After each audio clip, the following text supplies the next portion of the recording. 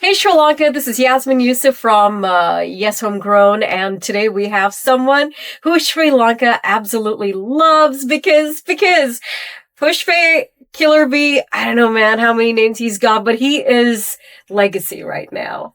Thank you. How does it feel to be a thing of legacy? Weird. How no, is it weird, I man? don't. No, I don't see myself as that. Yesterday was different. Kind of showed me like, oh, this I must be in some other level. But I don't feel like it. I don't feel like it. Not because I don't get the love, but it's just me. Yeah. Yeah. But it's crazy, man. So wait, just for the record, Yeah. how many names do you have? Stage names? Yeah. Stage names is just two. It's Killer Bee and then Pushpa. And then Pushpa Ayya because of the song. So then there's three.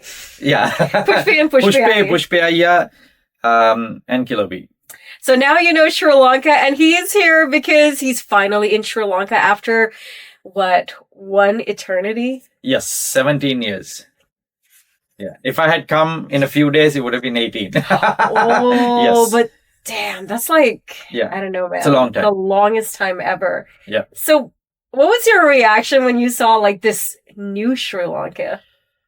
So I landed in the night, like early in the morning. So driving, coming to my hotel, I didn't really see much of anything except for the highway, which was very impressive. Saw a few buildings and I was like, I'll go around, next day and see how it is. And then comes sunlight, you're like, yeah, what is this? I know, yeah, it's changed. It's changed a lot. But I also think most of the stuff haven't changed. I feel like it's like a, split in the middle. All the brand new developments and everything that came up looks massive. They look very Vegas. And then some stuff still the same. Hasn't changed at all. Have you gone to any of your favorite childhood spots? No, because since the day I landed, I've been in the studio. Okay. Rehearsals, studio. We made a few new songs. No way! Yes, I did. And then, just working on music. That was that's exactly what I was focused on when I left. I was like, I'm going to go and do the show, show my face and get some music going and then go back. But Machan, you getting on stage after a long time. Personally, I wanted to be there, but yeah. I have claustrophobia. Yes. And Lord knows I would have died it would have there. been bad for you. Yeah, Lord knows I would have died. But no. There's nothing wrong with going to a concert that's really packed. It's just, it's a me problem. Yeah.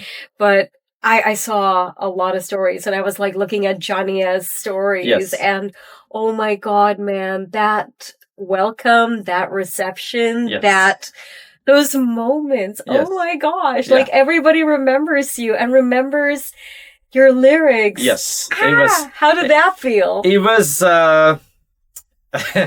it was very impressive. I knew people knew my songs and everything, but this was something else. I mean, I was on stage and doing the Mal song and there was this kid there. He couldn't have been like 13. He looked like he was 12 or 13. He was on his dad's shoulder and he said every single word from the beginning to the end. I mean, it just blew my mind because, he's 12. I've been gone for 17 years. He wasn't even in the picture, Yeah. But so props to his dad. Yeah, shout out to the dad. And he's probably the only kid right now that has earned Killer Bee merch. Yes, so I have merch that, I just kind of started and I had one of the hats on and, I'm walking back and forth stage, working the crowd, talking to everybody. And every time I'm just looking at him and he's like, he's all in, he's performing, like he's just going. He's vibing hard, man. Yeah. And it was like an instant thing. I was like, man. So I just put my hat on him and then I think it just like kind of his jaw dropped. Machan, if you're watching this, please send a picture of your kid wearing the Killer Bee hat. I want to see it and post it up because it's priceless, man, when stuff like that happens. Yeah, it was cool. And did you have like a whole heap of people like swarming to get your autograph and stuff? Not the autograph. I don't know if things have changed with the cell phones and selfies and everything, but that's what I've been doing while performing and also afterwards. Selfies. A lot of selfies. Took me a good 2 hours? 20 minutes just to go from the stage once the show was done to the green room. I mean, 20 minutes is actually kind of good. Yeah. Some people get stuck in it for an hour or something. It's just this just non-stop. And I stopped and talked to everybody. I don't do the talk to you later kind of stuff. So at least 90% of them, yeah. No, but you're connecting, which is so cool. Yes, which is what I lacked because I was not here. So yeah. It was a bit of a disconnect, I remember. Yes, it was. Because we used to always talk back and forth. Yeah, and I used to ask you for a lot of advice. What am I going to do? I'm not even there. I don't know what to do. Help me. I mean, it's natural because, when you're there, it's a different story. Yes. But when you're here, you're with your extended family, your Sri Lankan family. Oh, yeah. Yeah, for sure. When I left US to come, I had to kind of switch on and off my brain to switching from my life to Killer Bee and Pushpe. As soon as I got on that last flight, I'm like, okay, game on, yeah. Man. Yes. But this is it. This is your Pushpe moment. Yes, it is. And so now that you've lived your Pushpe moment on stage, what's happening with Killer Bee? Killer Bee is working on a lot of stuff. Even on Sunday, last Sunday, I landed around 1:30 in the morning, 3:30 in the hotel, 9 o'clock in Pasan's studio. Man. Yeah. So I'm, when I get into that mode, I'm always, I'm good to go. So working on a few tracks, we did work on a new track with him. Yeah, Pasan and I and Ranidu are doing a track. Actually, 2 tracks. Is this a Sinhalese effort? Yes. One is more of a mass market Sinhalese one. And then the other one, Ranidu and I did. Pasan is finishing that one up. And that's more of it's also Sinhala, but it's more of, has a very reggaeton, groovy. Reggaeton, huh? It's back. Yeah, it's back. Okay. Yeah, we are bringing everything back. I mean, why not, right? Jania has coined this thing, Alut Kalava. Yes, yeah. And I'm working with Johan Rajapaksha. I finished a track with him. I've heard of that guy. Yeah, I'll tell you all about him later. Because this podcast is not going to be long enough to talk about Johan's work. He's a genius. He's been around from Krishan's Asian Avenue. Is all him. No way. Yeah. He's somebody. Actually, I will connect you with him. I think I know who Johan is. Yeah. I think we would have met. Yeah. It's just that I have this new thing now where names and faces don't stick to my brain. Unless I meet them a few times and I'm Machan. Or at least on social media, once we start chatting, it's it now registers. Yes, exactly, yeah. Because sometimes when you are on social media for a long time, what happens is you respond to as many people as you can. Yes, I'm learning that now. Man, you're learning that. Yeah. Oh, you are becoming an octopus like me. Yeah, because now I'm just, trying to interact with everybody I can, just because I'm not here and I don't see them in person. So sometimes I can't remember. Did your phone crash? Yeah, today in the morning I wake up and it's notifications from I'm scrolling notifications. Yeah, it was pretty cool. Dude, these are moments you live for. And this is probably one of the best presents you could have gotten for yourself. Yes. It's a good Christmas for me. And a new year. Yeah, Happy New Year and Christmas to me. Yeah. And sorry, we were on about your singles. Anything new for the English market? Yes, so Johan's track is all English. Okay. I'm also working on a full English track with a rapper from Tanzania. He's actually Sri Lankan, but he lived there. He was born there and Interesting. Everything. Yeah. That track was produced by Def Soul. He's also Sri Lankan. We know Def Soul. Yep. So he produced it, working. His name is Mex Quarters. He's just won an award over there. So he's pretty big for the hip hop scene over there, and he can actually rap in all three languages. He can rap in English, Sinhala, and Swahili. So he's really good. Really genuine, nice guy. So that's coming out. That's all English. I'm actually I have a track ready with Tisha. Tisha, familiar name. Tisha was also back in the day, 2099 era. So I'm working with her on a track. That one is actually done. I just have to release it. I haven't. She bugs me about it. It's like, are we releasing a song? I mean, it's a good time to be releasing it because you did make an impact with Straight from the Gutter with Jay Prince and Krishan, and that was very well received on the ESM Growing Top 15 and Yes 101. Yeah. And dude, that must have come to you as a surprise. You would have been like, what? Yeah, it did because I mainly did that one for myself. It was like a selfish track, I was like, I want to do a straight hip hop, boom bap kind of thing just because I want to say, look, I did it, I want to bring that sound back. And it just kind of like, it didn't go viral or anything, which I didn't care, you know. But as soon as I sent it to JJ was like, dude, we got to do this. And Krishan was down for it. And everybody, it was, again, produced by Def Soul. So it was more of a self-satisfaction track. And it did get a lot of, even yesterday, people were like, that From the Gutter is just, I was like, okay, Sri Lanka hasn't completely given up on hip hop.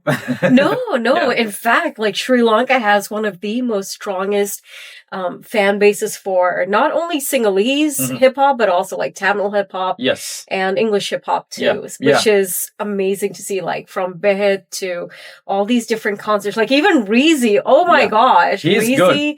Smokey, both of those guys are just, they are crowd controlling, stage performance, just really, really good. I actually watched before I went on stage, I kind of crept to the side and watched everybody perform because I'm like, hey, I want to see what's going on with these guys. And, and Romaine performed. She killed it. It's just amazing stuff. All the new talent here is crazy. Yeah, and now it's like collaboration time. Right? Yeah, exactly. Yeah. Because I think that's like the way forward anymore. Yeah, because I feel like people know me, but they also don't know me at the same time. Because I think it's a generational thing. Yeah. They also, like the newer generations, they know my songs. They know the words, but they don't know who is it. They're like, who sings it? You know what I mean? Push me, kill it a beat. Yeah. I think they just don't know my face that well. You know what I mean? Like they can't like. It's been a while. It's been a while. But you look the same though. Maybe with a little more beard. Yes, I finally grew one. I didn't say that. You did. Just, I always had this little mustache thing, but not the beard. Yeah. But once I left, I didn't care about like how I look, I guess. It's a different country, so you're like, I'll just be anybody I want to be. Yeah. I've changed my face so many times. Oh, what does that mean? Are you a master of disguise? Kind of.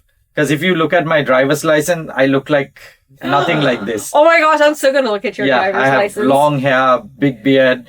Yeah. Were you ever into metal and rock then? No. What? No, it was just a thing. Yeah, and I was like, hey, I don't have to cut my hair or anything. Work doesn't care if I have short hair, long hair, how I look. So I'm like, what a cool workplace, man. Yeah, it's cool. I work for myself, but the company I work for, they don't really care.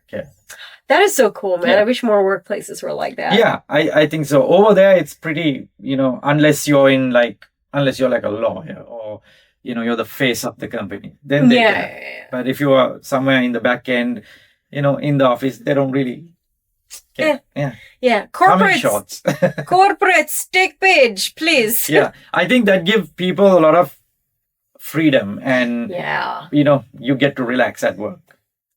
So Machan, you've been checking out Sri Lanka from like a distance. Yes. What are you most surprised by from Sri Lanka's music scene? What am I most surprised by? That's I think most of it is the production level, the quality. the quantity is too, but I feel like, I'm just comparing it to when we started. We didn't. I'm sure you've heard this from the old timers, but They're not really old timers, by the way. We're all around the same age. Yeah, mid old timers. If you want to call us that, we're like halfway there. But the quality of the sound, the quality of the videos that are coming out, and in small budgets too, and sometimes it's just an iPhone. The technology to help the entertainment field is just unbelievable. Unbelievable. And and we are in South Asia. You know what I mean? Like, it's just like, how are we putting out this just massive, like, so that's where I'm at. Every time I see even like a YouTube channel, I'm like, what is that? That looks like something we would have done like for a music video back in the day, but it's just a YouTube channel, like, and it's just impressive, very impressive. I also feel like there's too many stuff coming out at the same time. Like, oh my God, yeah. Like every 2 days video, every 2 days song. I'm like, not every 2 days. Machan, now it's like every day you have something. Yeah, new. Something. It's especially on a Wednesday and Friday torrent. Yeah, I feel like maybe that's like, I feel like there are hits, but there are no long lasting hits. Maybe that's the reason. You know what I mean? Like, because just like people want to hear a song today and then tomorrow it's a new song. But I also feel, Machan, there's a lot of education that's kind of missing as well. Because, see, we have a lot of like artists, but who are the teachers? Yeah. There's a lot of individuals who would love to know about, just rapping. What does it mean to be a rapper? It's not just wearing like baggy clothes and things. It's correct. Being a lot more than that. Like, how do you write your bars? How do you spit your rhythms and things like that? Yeah, that's true. I actually, we did have this discussion. Can't remember who I was talking to, but we talked about it. We were like, most of the artists that are in that kind of level should start talking to the other artists who are trying to come up and like, okay, you made a song, it's a hit. Now this is what you got to do. You gotta roll with that, and fix your artistry, make not just a name, but you got to become a symbol and and somebody that people can see and go, oh, or listen and go, I know exactly who it is, and not you have a favorite artist, now I have to rap exactly like that person, and so I think you're right. I think most of the senior artists have to mold the rest that are coming in, show them, hey, this is where you can fix stuff. But at the same time, if they are not coming to you, you can't really for sure anything, But I think maybe like little workshops and songwriting and things like that, it goes such a long way. Oh yeah, for sure. I know a lot of people are self-taught. Are you self-taught? Oh yeah, for sure. So I think everyone in Asia has this self-taught thing. Yeah. And so, yeah, I taught myself when I think it was in like 97 or something when I first started writing. So 97, was that when you first started to publicly rap too? Yes. Yeah. So, holy shit! So wait, wait. So I remember in the 90s, like late 90s, there was Brown Boogie Nation, correct, Rude Boy Republic. So those were like the two names. Yes. So at the same time. Why aren't people talking about you then? I don't know. I wasn't. I guess I didn't have the means to produce any songs or means to take it out there. I mostly just started for fun. Okay. And until that time, I really didn't speak in English. Okay. So I knew when people spoke to me, I knew what to say in my head, but I was scared. I was shy. I didn't want to make a mistake talking. Like, I would always reply in Sinhala, but I knew exactly what they said. So then it's all started as a fun thing to do, just the English textbook in school, and I would just look at it and I'll start rapping because that's the time when Tupac, Biggie came out, LL Cool J, and we started getting CDs. I got into DJing and I started listening. You were a DJ? Yeah, for a long time. Holy shit! What? Yeah. What was your DJ alias? Oh, I had a few names. What was it? It was Beezer at one point. I don't know why.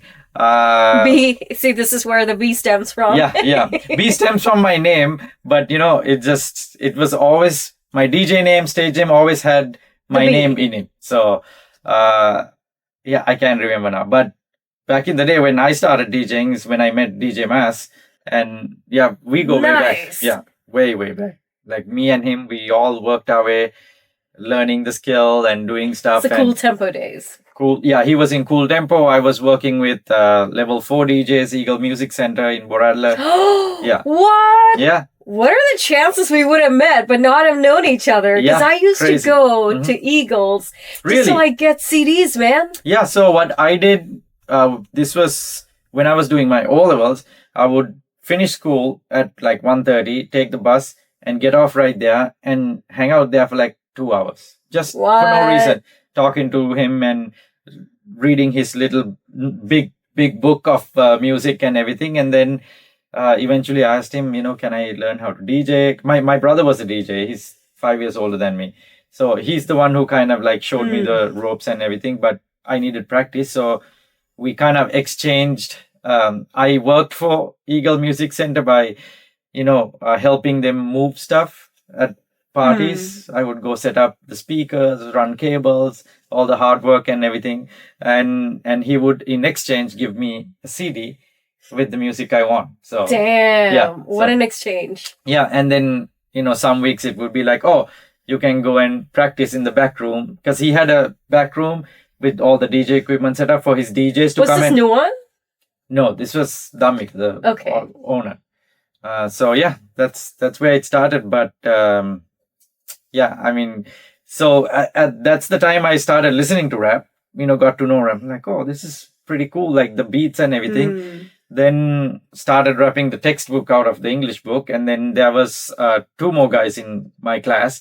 We all got together, the 3 of us, and we started writing our own stuff. And we couldn't produce anything, so it was the desk for the beats. And and then eventually the school saw us and started putting us into Commerce Day, Science Day, this day, that day, everywhere.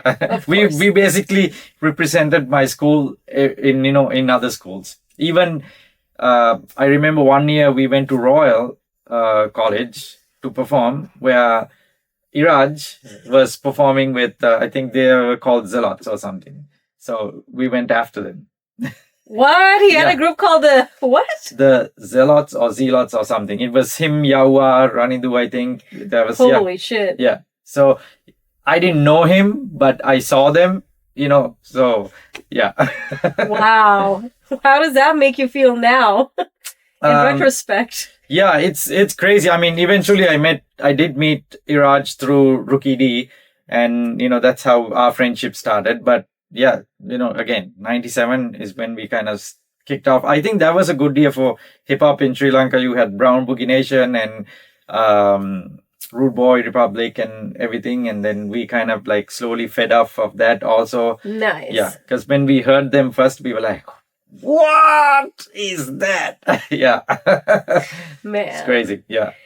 What a throwback. Like, I honestly didn't even know this bit of information up until today, which is like, what? Yeah, it's mind-blowing. Secret. Not a secret anymore. It's not a secret anymore. Eventually, we were making songs. We had an album out. Yes, FM was one of the first to play it. Actually, it was it was around 98 or 99. We did a drum and bass track. Wait, what? Yeah. Mm-hmm. What was your group's name? Unsolved. Wait, was this Damien and Chaturanga's group? Yeah, so Chatu, so the guy I was telling you about in school, that was Chatu. No way. Yeah, me and Chatu, we started Unsolved, and another guy, and then he eventually left school to go to a different school, so it was just me and him. My brother and Chatu's cousin was the manager and the DJ, helping us out. Eventually, he got us Sonic Foundry audio production CD, right? That was, back in the day. Yeah. You can download those stuff. He had to order it from US and it had to, ship to Sri Lanka and all that stuff. He's surprised with us. He's like, hey, I have something for you, blah, blah, blah. So, but yeah, so that's how we first made our drum and bass track, and we went everywhere with that CD. We burnt a few CDs. We went to different radio stations, handing them out. And then eventually one radio station picked it up. Can I say the radio? Yeah. Okay, it was TNL. TNL radio picked it up. Anil Balasurya, shout out to you. But he picked it up and he's like, oh, this is something. And but we didn't care it was a rock station. They mainly played a lot of rock. So we were like, I don't care. Here's a CD. We took the bus. We walked everywhere because we didn't have money. Yeah. We were still in school. So we had to save our money to go home from wherever we are. So we from TNL, we'll walk to Yes FM. From there, we just walked everywhere. Yeah. But then one day I was at some shopping mall just walking around, and Yes FM, it was during Christmas. They used to have a booth in the mall doing a Christmas show. And then lo and behold, it just comes on the radio. On the speaker, I'm like, did somebody, what happened? Because I was in the mall, I was like, what's going on here? And then I called Chatu and said, hey, turn to Yes FM and see if you can hear this too, or is it just in the mall? And then he's like, oh my gosh. Yeah. But then, again, Anil put it on the TNL, I think it was called the Top 10 or something. SL Hot 10. Yes, on Sunday. He introduced it. If I'm right, it was number one for 2.5 months. And then one day he called and said, look, I got to take this one down because I have to give somebody else a chance. Wow. Yeah, I think that was a really positive and very encouraging. Very encouraging. And we were like, we might have something here, But from that point onwards, we pushed ourselves and tried to, we also didn't think about the mass market. We were more underground. We just let's just make music, put it out there. If people like it, people like it. We had a album release party. A lot of people came. We just handed out CDs, for free. We didn't have money to really go to a place and get it recorded. So we sat in our home for 2 days. Nero. Yeah, 2 days, day and night. I would take the night shift. Chatu would take the day shift and just burn CDs. For a machine. Cut the little picture and put it on top with glue and give it to people. Where are these CDs, man? I wish I knew where it was. It was a long time ago. Because even this drum and bass track you speak of. Yeah. Oh man, where is it? It's out there. It's on YouTube and Spotify. It's called Grind. Somebody, Chaturanga, send this to me today. Chaturanga is still actually pushing Unsolved really well. His flavor is a little different now. He's into hip hop, but he's he has his own thing going on. Yeah, okay. Yeah. And then he's collaborating with a lot of people and trying to get some music. I did a track with him in 2007, also called Flow. Okay. That was good. And then I think he sent me another one recently. So yeah, I gotta go and check it out. Man, somebody bring me this database. Yeah. Because, when I took over Homegrown, it was just trying to understand how many more other bands and artists and, the amount of people that have been lost with time is just yes. What? Yeah. It's crazy. Yes. And I wish some of that music still existed. Yeah. Because, with time, sometimes CDs don't work. Yep. And hard drives that used to probably have stuff is just... Yeah. One thing I wish back in the day was every time I listen to music or I'm looking for something old, I'm wish we had streaming back in the day, would have survived. Yeah. And some of these bands, I think there were a few bands... I'm still looking for them. Yeah. And there's nowhere and nobody knows about them. And I'm Yeah. That's not cool. I know one of the cool things is I have a fan. So when I talk about all this stuff, he always say, I have all your songs. Yeah. He always send me. Fan? Yeah. His name is Navish. I don't know if he'll ever hear this one, but he always sends me screenshots. Let me know what he has everything. Oh, he has wow. stuff that I haven't heard in, 20, 30 years. Wow. Yeah. What? Yeah. That is so wild. Yeah, that's pretty hardcore.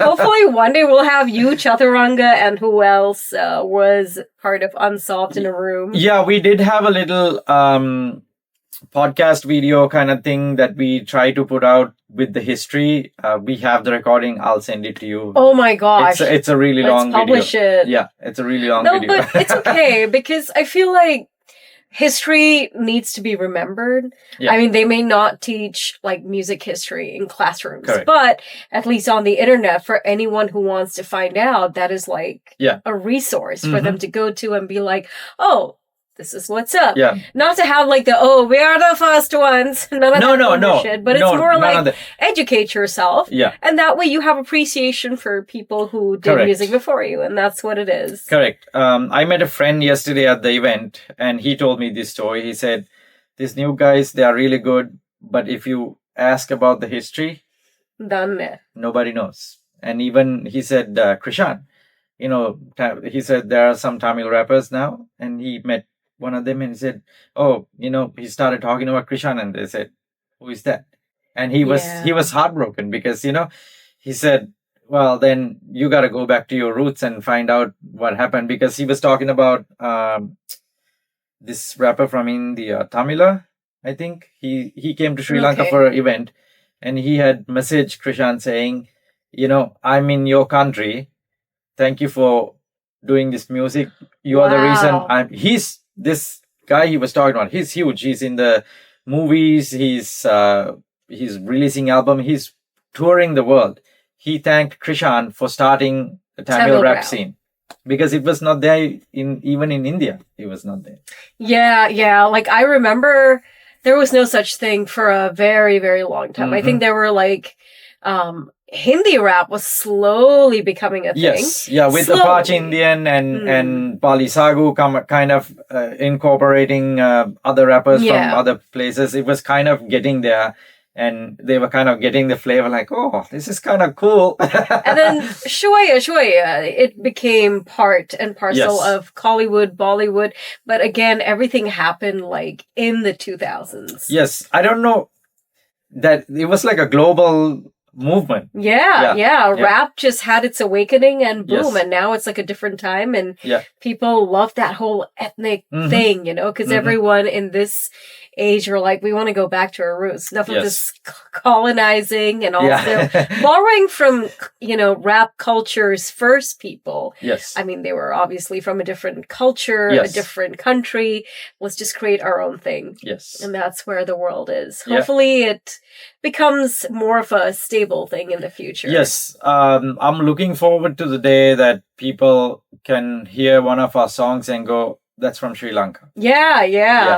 Yeah, that's why I'm trying to collaborate with people from all over the world, but I'm focusing on English a lot right now because of where I am, and it's easier to reach them because they understand. Like from the gutter I was like, this might take 20 years for it to become a global hit, but I'm going to put it out there. With what's going on now with social, you never know. You never know. It's like, it might work, it might not. At least it's out there. But my target is one day, even if it's just one song, if it goes global and there's 2 single words in there, 2 Tamil words in there, I'm done.